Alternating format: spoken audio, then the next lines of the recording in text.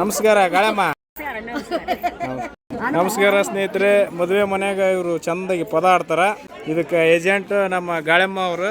ಎಲ್ಲ ದೇವ್ರದ್ದು ಮದುವೆದು ಎಲ್ಲ ಫಂಕ್ಷನ್ ಒಳಗೆ ಆಡ್ತೀರಿ. ಎಷ್ಟು ವರ್ಷಲಿದ್ದ ಆಡಾಡಕತ್ತೀರಿ? 20 ವರ್ಷ ಆತ ನಾವು ಆಡಕತ್ತಿ.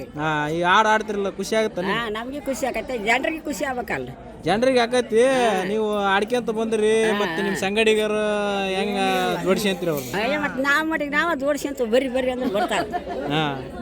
ಅವ್ರಿಗೆ ಖುಷಿ ಆಗೈತಿಲ್ಲ? ಅವ್ರಿಗೆ ಖುಷಿ, ನಮ್ಗೆ ಖುಷಿ, ಜನರಿಗೆ ಖುಷಿ ಆಗ್ಬೇಕು ಮೊದ್ಲು. ಈಗ ಮದುವೆ ಮನೆಗೆ ಬಂದಿರಿ, ಮದುವೆ ಆಡ್ತೀರಿ, ನಿಮ್ಗೆ ಅವ್ರು ಏನ್ ಕೊಡ್ತಾರ? ಅವ್ರು ಕೊಡ್ಲು ಬಿಡ್ಲು ನಮ್ಮ ದೈವ, ಅಭಿಮಾನ, ನಮ್ಮ ಅಭಿಮಾನ, ಖುಷಿ ಖುಷಿಗೋಸ್ಕರ ಆಡ್ತೀರಿ.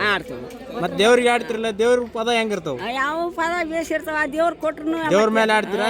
ದೇವ್ರ ಮೇಲೆ ಆಡ್ತಾವ, ಮನುಷ್ಯರ ಮೇಲೆ ಆಡಗಲ್ಲ ಅಲ್ಲಿ. ಇಲ್ಲಿ ಮದುವೆ ಮನೆಯವ್ರ ಮ್ಯಾಗ?